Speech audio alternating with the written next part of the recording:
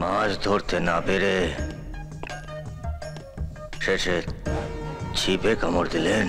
মানে মানে বাঘকে ধরতে না পেরে শেষে একটা নিরপরাধ বিড়ালকে খাঁচায় পড়লেন অফিসার।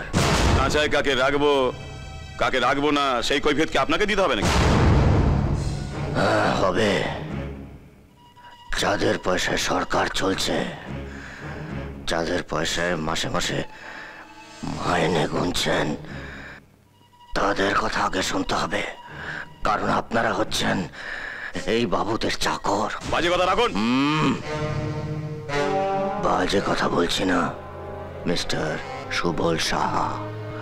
আপনি কি এমনি এমনি নিজের চেম্বার ছেড়ে এই থানায় এসে ডিউটি করছেন? যদি নিজের চাকরিটাকে বাঁচাতে চান,